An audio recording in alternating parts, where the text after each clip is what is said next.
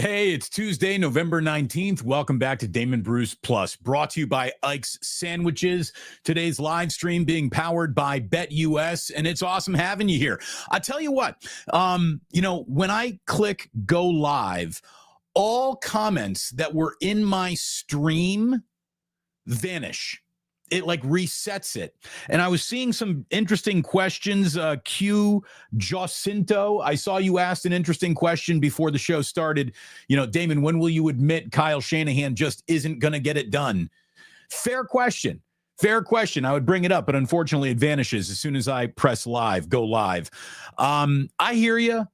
I know there's an awful lot of frustration amongst 49ers fans right now. I get it. I totally get it. And look, they're going to be underdogs for the very first time this year going to Green Bay, and we'll get into that in just a second. I guess here's the deal. I'm not giving up on Kyle Shanahan, nor am I giving up on Brock Purdy. And a bad season, a bad outcome, a bad week or two here or there doesn't have me trying to refigure out what I think is good football. Kyle Shanahan coaches good football more often than he coaches bad football. I know that there have been an awful lot of blown fourth quarter leads, and there have been an awful lot of things to wring your hands about and be upset about. I get it. I really do. I got a big question for Kyle Shanahan that I'll get to a little bit later on in the show. I got my big question for the day. But it's not a hypothetical question like, when are you going to give up? It's an actual football question to apply to this football season. I don't want to work in hypotheticals. I really don't. Again, if you would like to fire Kyle Shanahan today, the Chicago Bears, as far as I'm concerned, could not turn around and hire him fast enough. And that means you got a pretty good coach. And to be totally honest, as frustrated as Niner fans have been, and this has been a very frustrating week, and, the aftermath of the loss to Seattle, a lot of people are in their emotions. Let me sort of give you a little perspective.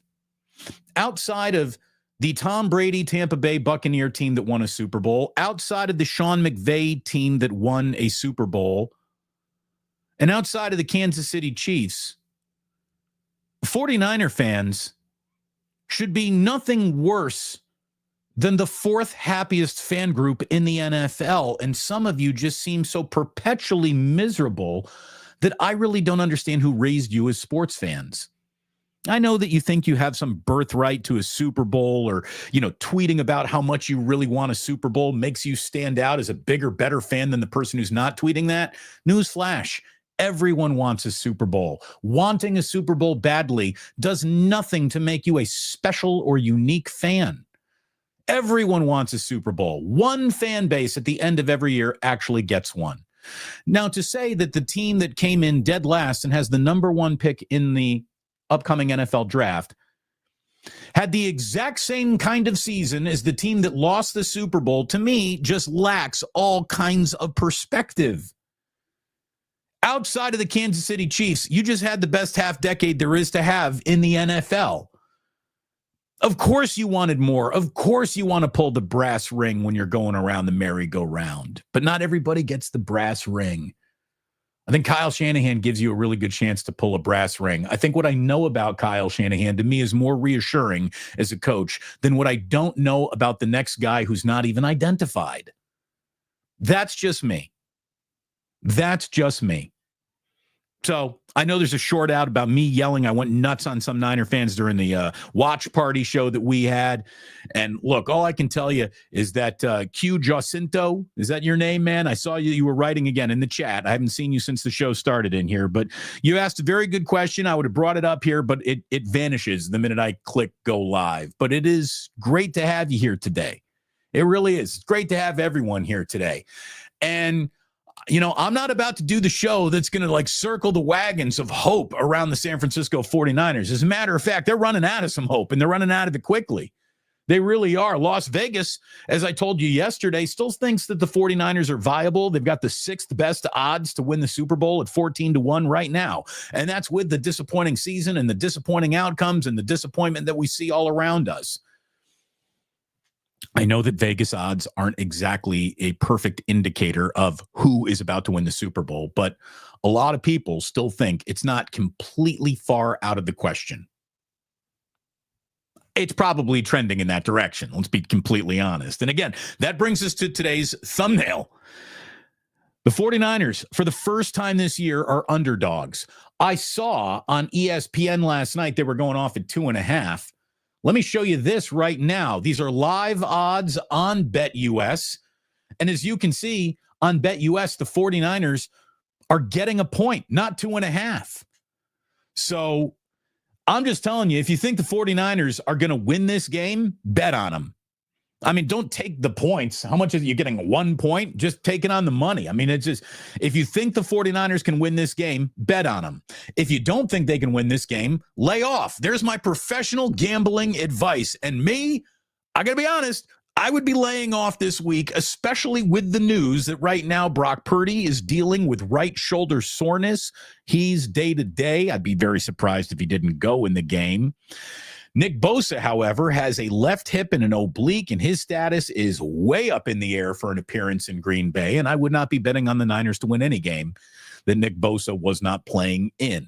So I would hold off for any sort of conclusion as to the Nick Bosa availability before I laid and played anything with the 49ers. But there you go. That is the updated odds over on BetUS. And I just want to encourage everyone to check out BetUS right now. If that's where you're looking to make a little play, maybe you got to make up for a bad beat on a Sunday or Monday night. Maybe the Warriors left you high and dry last night. 150% sign-up bonus on your first deposit up to $2,000 right now when you use promo code YouTube150 over at BetUS. I also want to tell you about our good friends at the Dubliner. Dubliner's wide open. Come on in, have a drink. The water is fine. What a great neighborhood bar in West Portal, the Dubliner West Portal. West Portal is one of the best neighborhoods in all of San Francisco. What a block. What an awesome street that is.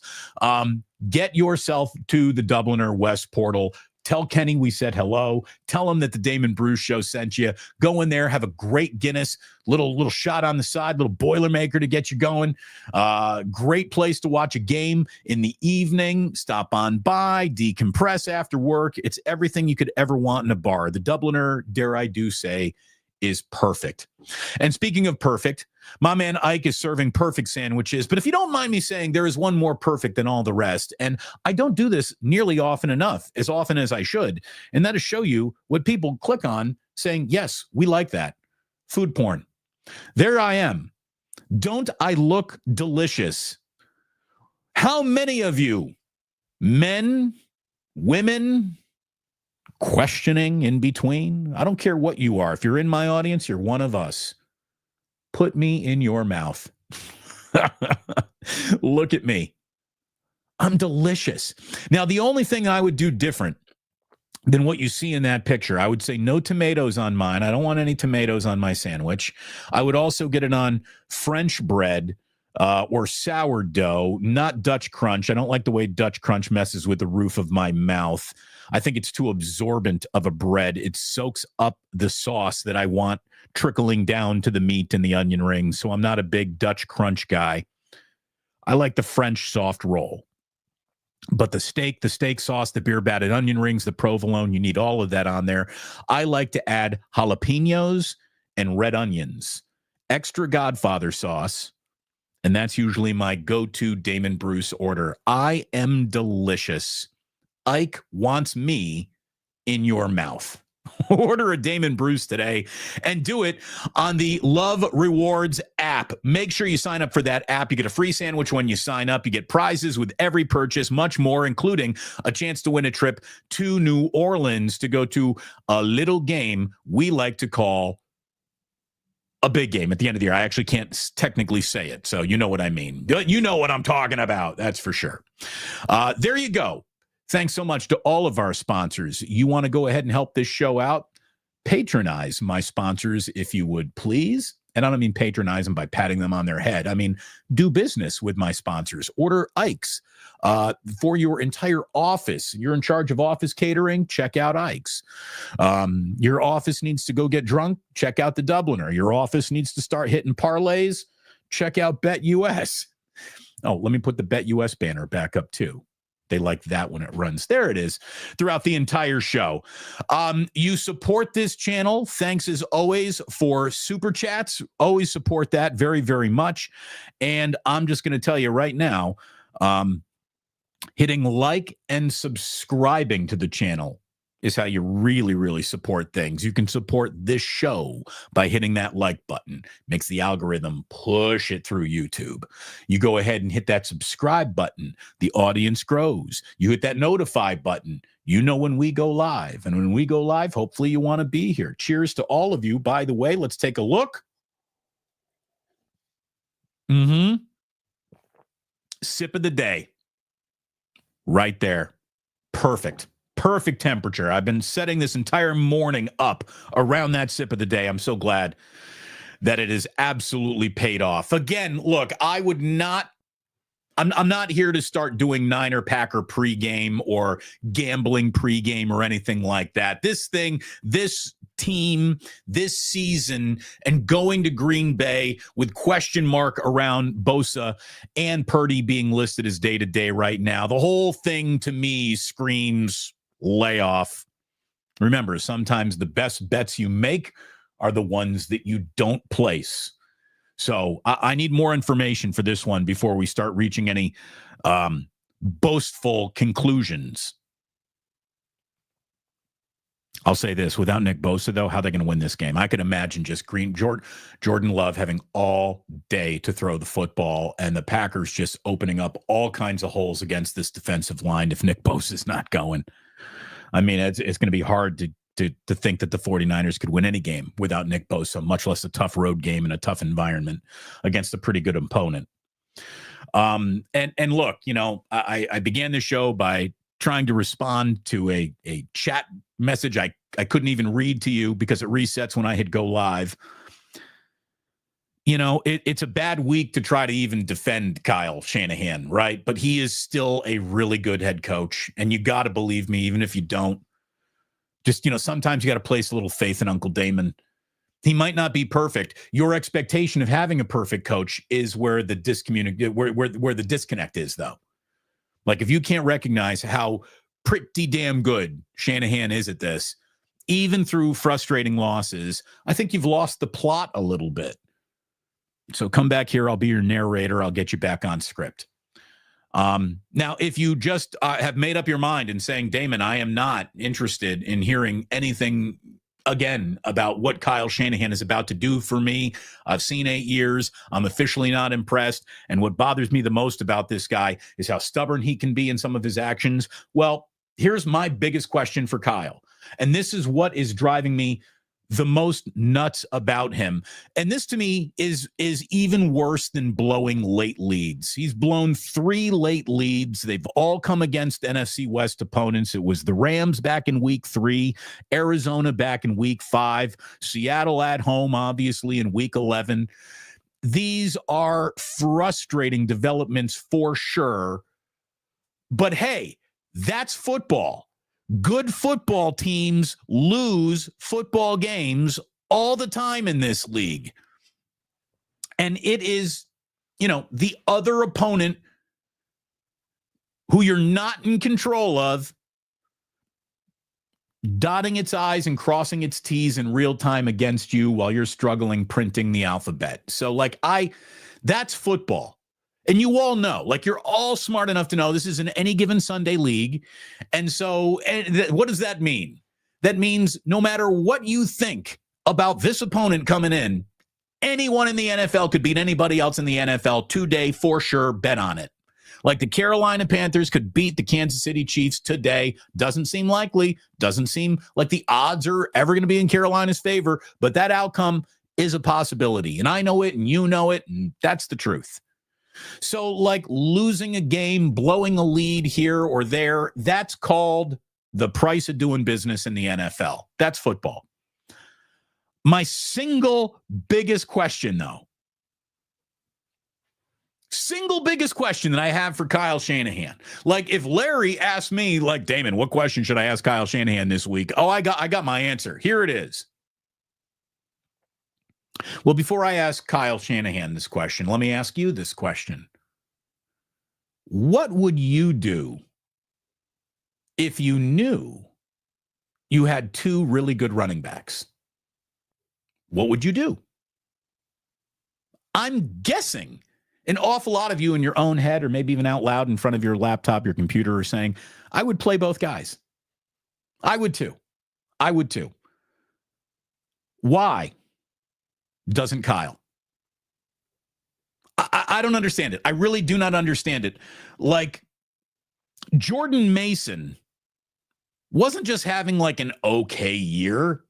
Jordan Mason was leading the NFL in rushing. Just a few weeks ago, Jordan Mason is leading the NFL in rushing yards. He's getting like 6 yards per carry, basically. And he goes from leading the NFL in rushing to abducted by aliens to a total vanishing act. Like, that's my biggest complaint this season, Kyle. That's my biggest what the fuck so far of the 2024 49ers. Everything else to me looks like football. Missed on a draft pick, didn't get aggressive enough at the trade deadline, losing to a division opponent who's familiar with you. Like, all of that stuff, I get it. You don't have to explain it to me. You would need to explain to me why the return of a really good running back makes you totally forget that the other guy on your team was just leading the entire fucking sport in rushing yards. How is that possible? Right? That to me is the big, like that's what bothers me the most about Kyle. And that's not Kyle trash can emoji. Kyle isn't good at this. Kyle can't get it done. No, that's a legitimate, like, here's an example of something I would like to see better than. Why are you telling me, like, a guy who is leading the NFL in rushing yards this year, over the last 2 games, both of which were slogs, he gets 3 carries? A grand total of 3 carries for Jordan Mason over the last 2 games. You like this? You like my graphic department right here? See, 2, 3, back to 2. See that? Look, I don't get it. Here's the other thing I don't get. Let's just say you drafted a running back.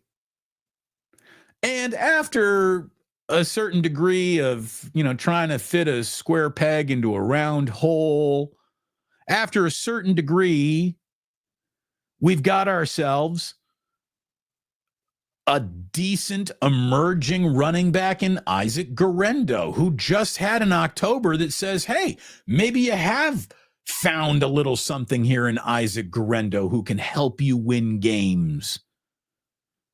Isaac Guerendo had a really good October. He's gotten 1 carry so far in the month of November. 3 carries for Jordan Mason, 1 carry for Isaac Guerendo. And what would you say it is you're doing here in your running backs room, Kyle Shanahan? Again, leading the NFL in rushing, vanished. Player you drafted who just had a really good month, vanished. I understand how good Christian McCaffrey is, but Christian McCaffrey isn't exactly like totally up to speed. So why not use the other guys just a little? That to me is the biggest blind spot of this season so far, and the thing that I cannot understand more than anything else. More than anything else. By the way, we break for Super Chats. Joe Sullivan, who, Joe, by the way, I officially got into the mason jar. I ran out of my own supply there, opened up the mason jar for the first time last night, dove into the supply you dropped off in the ganja jar. And all I can tell you, Joe Sullivan, cheers. Thank you.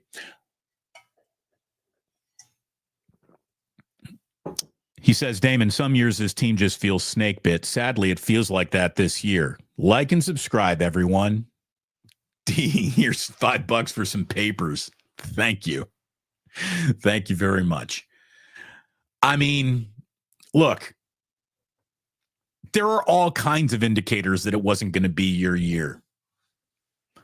The holdouts, the Ayuk injury, Your number one draft pick gets shot in broad daylight. All kinds of just ominous things around this season that, you try to dismiss and you try to say, well, get past that. And then the 49ers will get past that, and the 49ers will round into shape. And as we have seen time and time again from Kyle Shanahan teams, the second half of the season is much better than the first half of the season. I don't know if we're getting that this year. I'll agree with you there.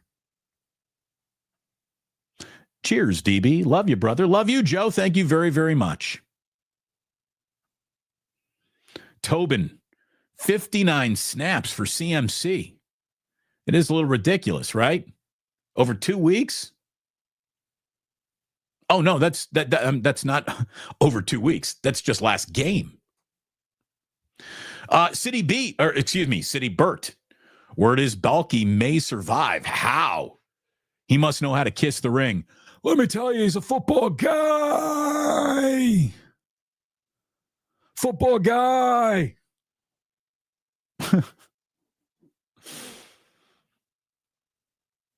Joe Sullivan just felt cursed from Jump Street.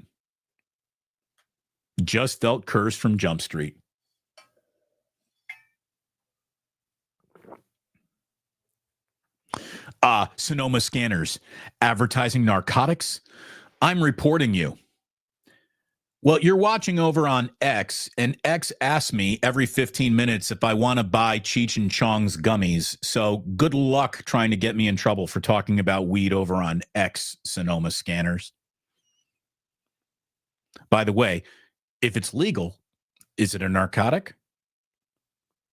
I guess there's a debate to be had. Technically, yeah, I guess it is. But if you can grow it from the ground, is it really a narcotic? Anyway, we will not get into the. Oh, yeah, look at this. Weed is legal. SF Indigo knows that. And yeah, you're right here. True Blue Forever. We got a narc in the house. Look at I don't know who parties. Don't know who parties. But I know Sonoma Scanner don't. We know that for sure. So let's see. The first 20 or so minutes of this show have been filled with some 49er anxiety, a big question for Kyle Shanahan.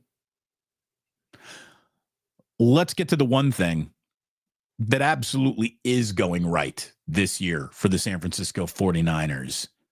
Let's do ourselves a little Jauan Jennings appreciation segment, because Jauan Jennings is having a career year here. He really is. Friend of the program, Jason Aponte, who just joined us a couple of weeks ago. He writes for Niners Nation.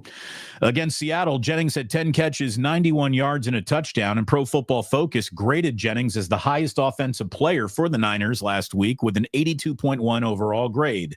7 of Jennings' catches, 7 of his 10 catches went for first downs. He really is first in Jauan. Or third and Jauan, excuse me. 7 of Jennings' catches went first downs over the last 2 weeks. Excuse me, that just wasn't last week. That was over the last 2 weeks. Jennings has hauled in 17 catches on 22 targets over the last 2 weeks. And between his performance against Tampa Bay and Seattle, he's had 184 receiving yards. This is his best season as a pro. Jennings is on pace for the first 1,000-yard season. He's sitting right now at 588 receiving yards. This was a guy who had 19 catches in last year's regular season. That's it. I really feel like he'd be on pace for that had guys not gotten hurt in front of him. Makes me go back to the Willie Snead, like Kyle's got his sacred cows comment where, guys just can't climb up the depth chart once the season begins. How are you not playing Jauan Jennings more? How are you not going out of your way to get him involved even without a Brandon Ayuk injury? Again, how do you totally uninvolve a running back who just a few weeks ago was leading the NFL in rushing yardage when you get your sacred cow, your bell cow, Christian McCaffrey back? Why does some of one mean none of the other? I really don't get that. I really just don't get it. Philip, stop it, Damon. You're just making too much sense. I know. And I'm sure that if I were just some panic-ridden, pearl-clutching, panic-inducing content creator, I would already have more views and more subs, but that just is not who I am. The world's got enough of people who don't know what they're talking about, so they scream ridiculous things because an extreme position screamed at the top of lungs gets more attention than a well-thought-out position by a person who's just talking. I'm going to be the person who's just talking anyways. And I really do think that the pendulum is going to come back and find me. Thank you for finding me. Hit like and subscribe. So there you go. If you need more on the San Francisco 49ers from this channel, I want you to be here at 9 a.m. Wednesday morning. Damon Bruce, Larry Krueger going with Wake Up tomorrow morning, and we will have more on Purdy's shoulder, on Nick Bosa's week, his chances of playing. Is George Kittle going to be back in the mix this week? I mean, we have some serious questions to answer before we start taking any positions against the spread or not on the 49ers going to Green Bay this weekend. I don't love their chances. I don't. So there you go. There is all you need to know about the 49ers. We got a few other things to sneak into today's show. And how about a little other fan base misery for you? If you're an upset 49ers fan watching, maybe wallowing in the misery of others will make you feel a little bit better. Let's start with today's news. Let's start with this morning's NFL news. The Jets have fired general manager Joe Douglas. The Jets have fired somebody else in the name of, hey, Aaron Rodgers.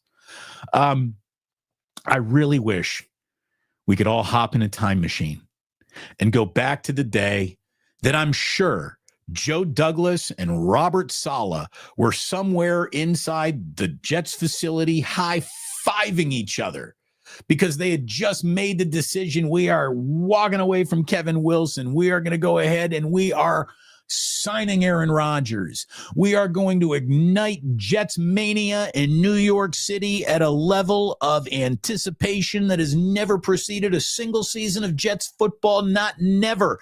Are you ready? Because we are riding the hype train. Oh, high-fiving Robert Saleh, Joe Douglas. I wish I could have taken a time machine into that meeting, just leaned over and said, you guys just signed your death warrants. Because that's what they did. Aaron Rodgers lasted 4 plays before he tore his Achilles, and what you see now in Aaron Rodgers is the result of all of that. The man can't move. The man sows discontent in his locker rooms. The Jets are a mess. They have fired a head coach who didn't deserve it, a GM who maybe did, and although I got to tell you, I think the Jets actually have talent. I mean, it's really weird. They just, what they did was get into the business of Aaron Rodgers right when Aaron Rodgers was losing the very best of his skills and walking into the Looney Tune section of Thinkery. So, you know, you sort of asked for it. I have no sympathy at all for the New York Jets. I wish we could get less of them in the remainder of our football schedule. And speaking of, God, I would like less of them on my television. Let's get to the Dallas Cowboys. Would you like to wallow in a little Cowboys misery? Because Josh Dubow had one for you last night. The Cowboys have trailed by 17 points in all 5 of their home games this season. 17 or more points in all 5 of their home games this season. It's the first time in franchise history they've trailed by 17 or more at all 5 home games in a season. They've been outscored by 118 points in their 5 home games. That is the 3rd largest margin in the team's first home games in any season in the Super Bowl era. I mean, that's going back to the year where, you know, it's Danny White And Jimmy Johnson hasn't even been hired yet. It's going back to like Troy Aikman, 1-15 terrible Dallas Cowboy teams, right? You got metal falling off the roof of the stadium pregame. Thank God nobody was hit by that sheet of metal. They opened up the roof at Jerry's Death Star for the first time in a few years. And I don't know if doing that or the wind that came around that is what blew that sheet metal off. But you got the Cowboys, just a mess. You got metal falling out of their fucking roofs. You got sun coming through windows. So you got sun coming through windows. You got metal falling off of roofs. And you got Jerry Jones telling you he really still believes this team could do something special, even though you're at Cooper Kupp now. Like Jerry's telling everyone it's not Mike McCarthy's fault. Okay. Just keep on keeping on, Dallas Cowboys. Unbelievable.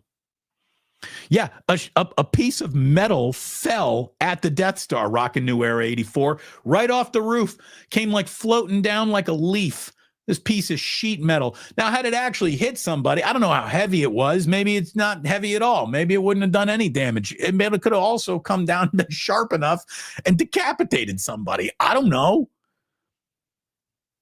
I've never been in the stadium, any stadium, and thought to myself, boy, if it would start raining some sheet metal on us, that'd be great. So, look, that's an awesome stadium. I'm not saying he's got a cheap stadium, right? No, I'm just saying that the Cowboys are a mess, wallow in their misery. The Jets are a mess, wallow in their misery. And let me just, again, offer to you. Here's what I'd like to offer to you, Niner fans, who are sick and tired of hearing that you actually got it better than you want to admit with Kyle Shanahan. Do you want to know what sucking for real looks like? Come to Chicago. I'll show you. How about this for Bears misery? This is from the Shy Fan Club on Reddit. They came up with this little nugget. While you're complaining about, we haven't won a Super Bowl. Our best chance to win a Super Bowl might have come and gone. Let me show you what the other side of the fucking neighborhood looks like, okay? The Chicago Bears had a 71.3 chance to beat the Packers on Sunday and lost. And over the last 3 seasons, they have blown 5 leads with a 90% chance or higher of winning. To blow 5 leads over 3 seasons with a 90% chance or more of winning that game, the odds of losing all 6 of those games, the odds of losing all 6 of those games for the Chicago Bears this past Sunday and 5 other of their, hey, baby, you're in the barn, winning percentage games is 1 in 68 million. Did you hear me? The chances of being that bad in 5 games, 6 games, over 3 years and blowing leads like that are 1 in 68 million. And that, my friends, is the Matt Eberflus experience. So while I'm listening to you complain about a couple of blind spots or some arrogance or some ego, and look, I'm not saying that your complaints are unfounded when it comes to what Kyle Shanahan seems to not improve upon, you've got it so much better than most you don't even know. I got Matt Eberflus basically hitting the bad coach Powerball odds, 1 in 68 million. Of course, the fucking Chicago Bears hired him. Of course. Just unbelievable.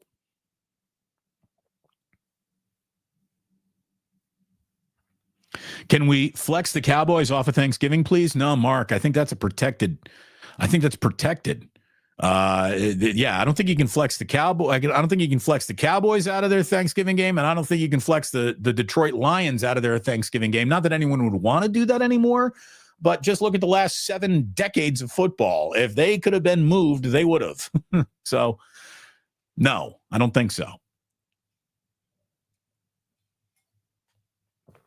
And the truth is, It's all about grabbing TV ratings. And the Dallas Cowboys, in a miserable year, probably get more attention and better ratings than other good teams. How about this? The Dallas Cowboys in a down year are going to attract more attention than an undefeated Tennessee Titans team. And the network knows that. So you will never see any network, any time slot ever walking away from the Dallas Cowboys. It'll never happen. Here's a story. Here is a story that I did not see this. Oh, by the way, San Bruno Mike, all together now. The Bears still suck. The Bears still suck. Oh, yeah, Mike. They're not good on defense. They suck on defense. That's it. Yeah, that's it. They suck on defense. I wish I still had that soundbite. I got things like that. Again, 1 in 68 million to lose those games. You've officially reached maximum Eberflus. Maximum football.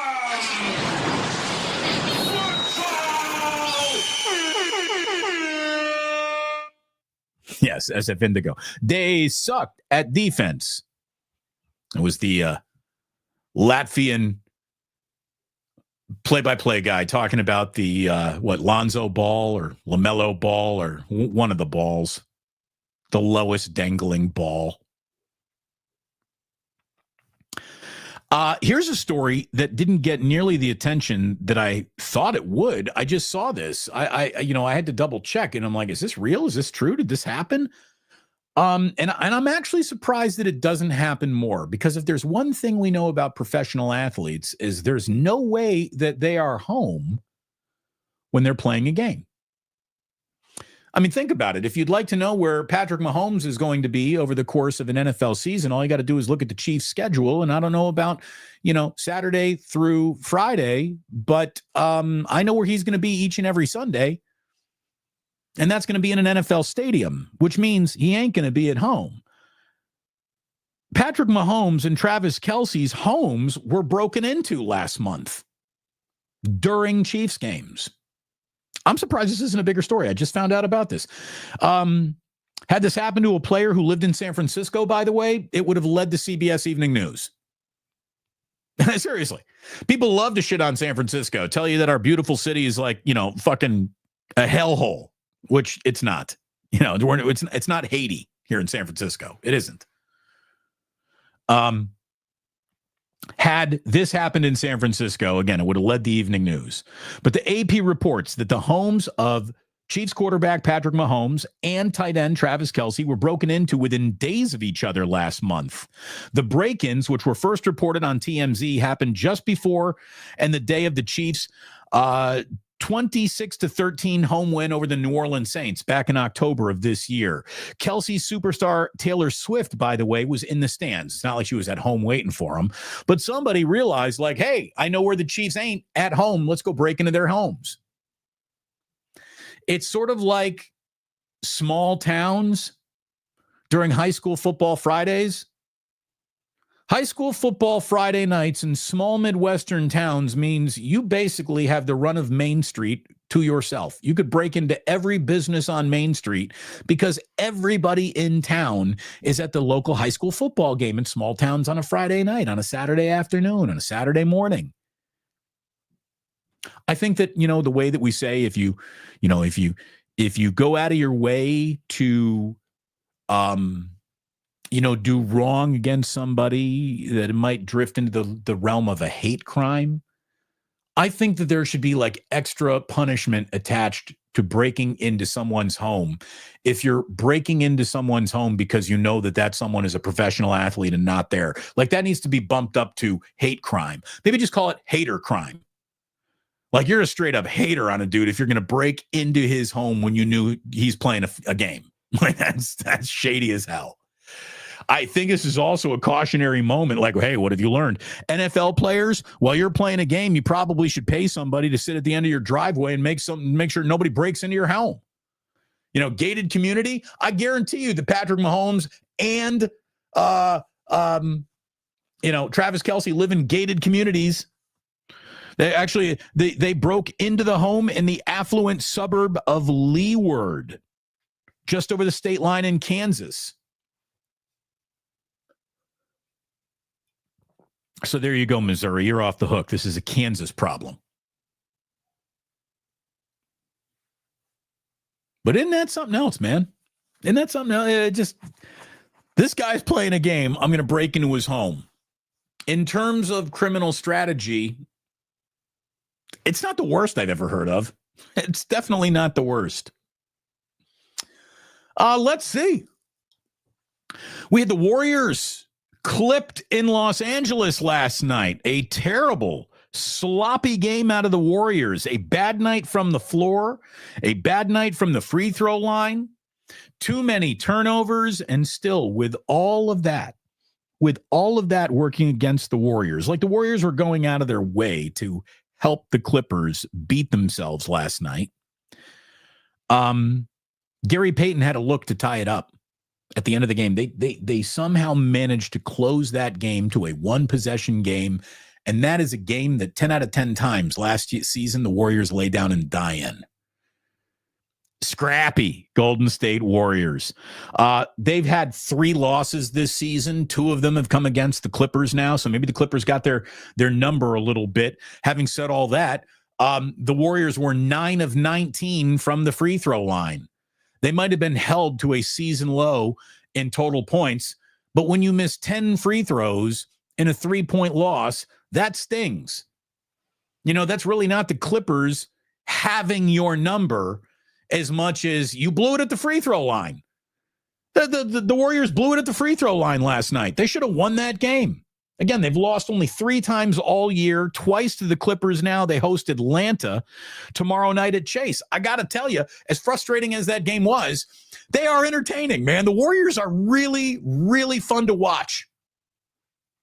We're going to have a Warrior Wednesday tomorrow at 11 o'clock. My buddy Cyrus is stopping on by. We're going to co-stream it on both of our channels, and I think that's going to be like a little bit of a weekly occurrence. We're going to get to a Wednesday at 11, and that's going to be time for us to look at the Warriors because, again, the 49ers are going like this. Golden State Warriors are going like this. And so we need to, shift focuses just a little, right?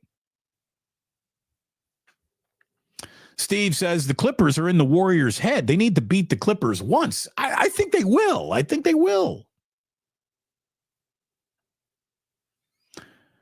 Damon, I see the Among Us sticker on your mug. You game? What is the Among Us sticker?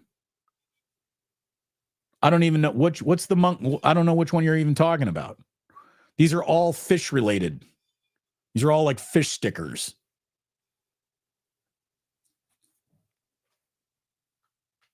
I don't even, Alex, thank you for the super. I don't know which one is the Among Us. Are you, these are all fish stickers, which I understand doesn't make a lot of sense to just about all of you. I get it. Yeah, I don't know what Among Us is. Is that like some game? Is that like Minecraft or something? Oh, is it this guy? Is this the figure that is the Among Us figure? Is this it? Yeah, it's only because it's fish in Mexico. That's all I see there. I don't even know what that is. There you go. It's the game with the spaceman. Must be trouble. There we go. I figured it out. Give me a minute to look at something. I'll figure it out. Yes, that's it. I'm glad. Alex, thanks again for the super. Yeah, I don't know what Among Us is. I just know that sticker was given to me in Mexico. To just go back to the Warriors for a second. The start of this year has been awesome. The feel of this team has been fantastic. The depth of this team is impressive. It seems like everybody's bought into everything that Steve has been selling early on in this year. Watching the Warriors again, a lot of fun. The number one way for all of this to sort of vanish quickly is for Draymond Green to start giving in to his worst instincts. And I only tell you that because of this. This morning, Draymond Green's foul against Zach Edey. Again, Draymond only really physically fucks with guys he doesn't respect, and he looks at Zach Edey and he goes, I could take that guy. Draymond never bows up to the team's the opposing team's biggest, baddest brother. Like Draymond's only punching out shooting guards and dudes he thinks he could take. Like, he'll put Rudy Gobert in a reverse chokehold. He'll step on Domantas Sabonis's chest. He'll go after Zach Edey. Like, I've never seen, Draymond Green like bowing up against the other team's big bad brother who ain't there to fuck around. It's always the pick-upon guy, which means Draymond's a little bit of a bully. And he is. He is. We all know that. The number one way to have this season start falling apart is if Draymond Green gives into his worst instincts, and he did around Zach Edey. Draymond absolutely tripped Zach Edey. It wasn't unintentional. It looked intentional to me in real time. Well, the NBA has thought about it, and after reviewing it, they have upgraded Draymond Green to a flagrant 1 foul. So, Draymond, I love offensive Draymond. I love aggressive offensive Draymond. I like defensive locked-in Draymond. I don't want to see fucking up the season because I'm giving into my worst instincts on the court, Draymond. That is the one Draymond this season does not need. Okay? Can we tune that guy out, please? Mark Graves saying, hey, man, only pick the fights you can win. A little bit. Yeah, there's a little bit of that to Draymond that I guess you sort of admire, but you also go, come on, man, pick on somebody your own size. And it's weird to say that because Zach Edey's the size of a skyscraper, but Draymond looks at him and thinks, I can take that out. And he did. He straight up tripped him. And the NBA said, don't do that. Again, the Warriors got that connectivity. They get that vibe, right? We get the vibe. Draymond getting suspended for doing dumb shit would be the number one way to go kick the plug out for everything that's vibing around the Golden State Warriors. Again, they got the Atlanta Hawks coming into town on Wednesday night. Speaking of at Chase Center this week, on Thursday night, Smiley Dan made me aware of how quickly the Chase Center game is creeping up on the USF Dons. The Dons play the Memphis Grizzlies Thursday night at Chase Center. Malik Thomas was just named the WCC Player of the Week. He is off to a great start, and so are the Dons at 4-0. I hosted the Hilltop Club banquet just a couple of weeks ago. I got to get to Chase Center, I think, on Thursday night. I think I'm going to go to this game. I'm going to reach out to my boy Phil. Say, Phil, you got a couple tickets for your boy? Go Dons. Go Dons. It's San Francisco's D1 program, man. I'm going to back the Dons. They're 4-0. You should be backing the Dons, too. SG Sports Talk. I love your show. Thank you, SG. I feel strongly about you too. Oh, it's like Steve knows what I'm about to talk about next. He said, is that true about inside the NBA? I thought Barkley already announced his retirement after this year. Yeah, Chuck says a lot of things, and then money gets dangled in front of him, and he might change his mind. So all I can tell you is, this is exactly where I was going in this show anyways. TNT Inside the NBA is about to be distributed by ESPN. As TNT loses its broadcasting rights around the NBA, there's only two elements of games being on TNT that I really care about. Kevin Harlan does play-by-play, and I think Kevin Harlan is like the best. And you get the Inside the NBA crew. Well, with the NBA getting peeled off of TNT, what was going to happen? Well, we now know. And this is how valuable that show is. Because the one thing that television networks aren't giving away any of their inventory is football, college football, professional football. Well, basically, ESPN traded 13 Big 12 football games and 15 men's basketball games to TNT Sports to sublicense Inside the NBA. Charles Barkley, Kenny Smith, Shaquille O'Neal, all moving over to ESPN starting in the 2025-26 season. It will still be produced down in Atlanta. That's good. And what I really hope for this show is that it remains, even though it's going to be on ESPN, I don't want this show to have a single thing to do with ESPN talent, ESPN mojo, ESPN production, because what makes this show great is how not ESPN it is. I don't want Stephen A. Smith coming within a country mile of Inside the NBA. I don't want Malika Andrews sitting next to Ernie Johnson or even filling in for him when he's not there. I don't want to see Kendrick fucking Perkins within 100 miles of Charles Barkley or Shaquille O'Neal. I don't want the ESPNing of Inside the NBA to happen at all. And if it doesn't, it will remain one of the greatest sports shows of all time. And if it does, and you just know that ESPN is going to try to force its ESPN-ish on it somehow, some way. Look, I love Bob Myers. I don't even want Bob Myers on the show. Keep it inside the NBA. Not a single ESPN crossover talent invades that desk, invades that crew. Not one. Not one. That's the right way to do it. So we know ESPN will screw it up.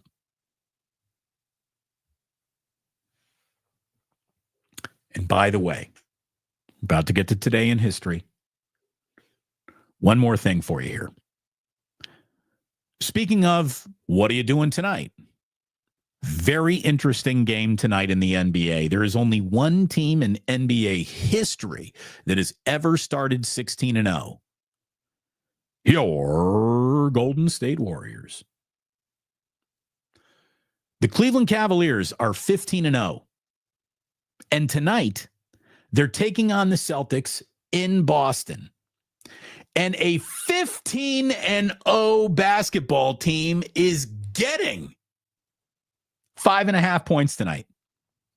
The Cavaliers are 5.5-point underdogs against the Boston Celtics.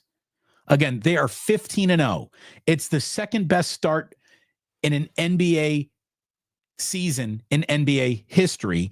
Only the 2015-16 Golden State Warriors, who started 24-0, ever had a better start to a year. Only the Warriors have ever seen 16-0.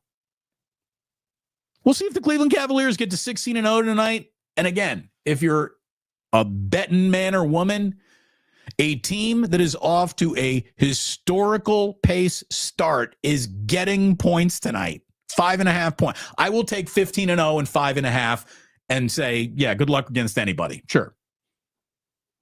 So interest, something to keep an eye on tonight as you're at home. Did the Cavaliers win? Did they get to 16-0? How'd they do with the 5.5?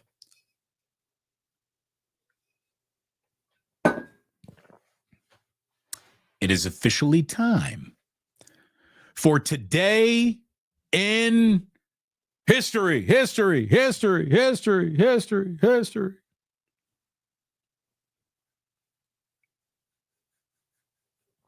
Okay. Happy birthday to actor, director, Clarice. Jodie Foster turns 62 years old today. Pretty much all Jodie Foster movies are good movies.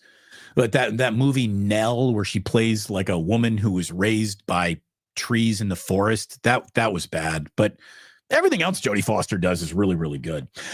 Today in 1863, Abraham Lincoln gave us the Gettysburg Address. It was funny. In its moment, it was I don't know if it was panned. I don't think we had, like critics of presidential speeches back in the day. But the Gettysburg Address came and went with very little fanfare in the moment it was delivered. It was common for a president to get up and speak for about an hour. He hops up there and delivers, what is a speech that was so short, Larry David memorized it just taking a leak. That is a Curb Your Enthusiasm insider joke, by the way. The Gettysburg Address. Anyways, today, dedicating the National Cemetery in Pennsylvania during the American Civil War, the Gettysburg Address was delivered today in 1863. Today in 1975, One Flew Over the Cuckoo's Nest came out in American theaters. If you've never seen One Flew Over the Cuckoo's Nest, you have to see One Flew Over the Cuckoo's Nest. Read the book, watch the movie. It's fantastic. Jack is incredible in it. Danny DeVito's in it. All sorts of faces that you will recognize are in that movie. It's an outstanding movie, so much so that One Flew Over the Cuckoo's Nest, which came out today in 1975, became the second film ever to have swept the Academy Awards. The Academy Awards sweep, of course, being Best Picture, Best Director, Best Actor, Best Actress, Best Screenplay. And that's how good One Flew Over the Cuckoo's Nest was. It's tough to end a movie on a lobotomy, but, there you go. Chiefs got to throw that. I don't want to spoil it for you, but, sometimes you got to throw a water fountain through a window to be who you are. By the way, that was Milos Forman winning Best Director, Jack Nicholson winning Best Actor, Louise Fletcher won Best Actress, and screenplay written by whoever wrote this screenplay. The other movie that had previously swept the Academy Awards was a movie called It Happened One Night, all the way back in 1934. I love movies. I've never seen it happen one night, so can't tell you anything about that. But I can tell you that we brought up Charles Manson, who just had a birthday. We said it wasn't a heavenly birthday. There's no way Charles Manson's in heaven. If he is, obviously it's a lot easier to get in than you would have thought. But anyways, Charles Manson died in prison today at the age of 83 back in 2017. And finally, we had Manson dying. We had one of the greatest movies of all time here. We got a great actress. We have one of the great speeches of all time, but all of it pales in comparison to what happened today in 1990 when the pop duo Milli Vanilli, blame it on the rain, yeah, yeah. Girl, you know it's true. Like, all of their songs did have a little similar thing to it. And what was similar to all of their songs is neither one of those dudes sung on them. And today, much like Reggie Bush became the first Heisman Trophy winner to ever have it stripped from it. Well, was it Reggie? No, Reggie. No, I think it was OJ. Like, give us that Heisman back. The pop duo Milli Vanilli were the first performers ever to be stripped of a Grammy Award for Best New Artist after it was revealed that the two men who were in the video weren't anywhere on the actual recorded track. They basically hired two actors to play Milli Vanilli, two models, two good-looking dudes to be Milli Vanilli. And I think one of them was so embarrassed by it, he even committed suicide. It's a sad ending to Milli Vanilli. There you go. The album Girl, You Know It's True came out in 1989. And today in 1990, that Best New Artist Grammy was Vanilli'd right from Manili. And there you go.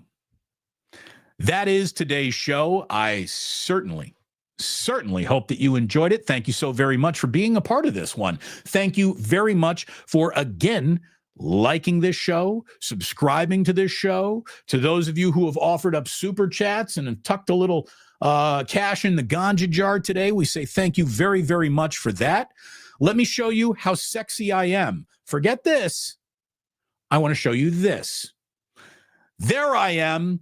That's a Damon Bruce. Order one at Ike's. Order one today. You'll be very, very happy that you did. I am freaking delicious. Download that Ike's Love Rewards app. Start earning your way towards free sandwiches, free chips, free drinks, free combo meals. Get yourself a chance to win a trip to New Orleans for a very large football game that will happen there in February. That is going to Ike's. By the way, Ike's is opening up in New Orleans. Just awesome, man. My man is expanding. No reason to expand the Dubliner. It's perfect right where it is, how it is. Don't change a thing. Dubliner, West Portal, go there. Fabulous bar, neighborhood bar, sports bar, Irish bar, everything you could ever want in a bar. right there. You can even order your Ike's to be delivered to the bar. So get a Damon Bruce, bring it to Ike's. No, bring it to the Dubliner. Bring Damon Bruce to the Dubliner with you in sandwich form.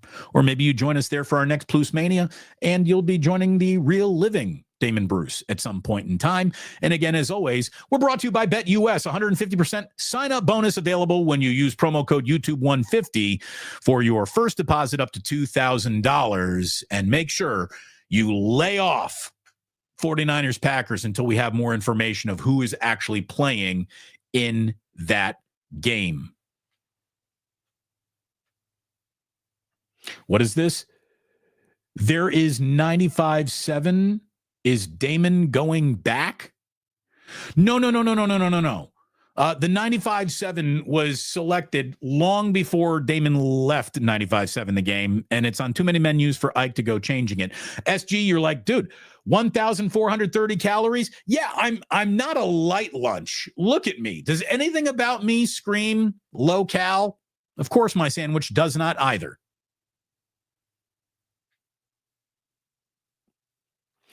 So there you go. Oh, what is this? Happy birthday to Fred Warner? Is it Fred Warner's birthday today? Let me look that up. Hold on.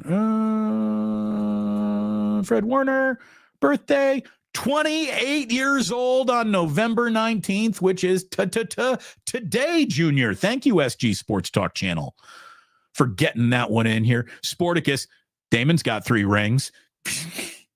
Onion rings, the most important rings you can have. More sandwich.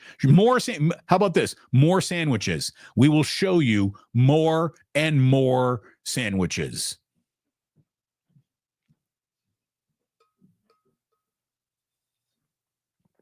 Thank you very, very much for watching today. 9 a.m. with Kruger for Wake Up tomorrow. Cyrus will be joining me to talk about what we just saw the Warriors do and what they've got coming up ahead of them, including doing a little pregame for Warriors-Hawks Wednesday night at Chase Center. So I hope you plan on coming back here. Thank you again for supporting everything I do. Thank you for the super chats, the likes, the subs. Thanks for all of it. Thanks for watching. And please do remember, my good friends, that sports don't build character. They reveal it. And like that, he's gone.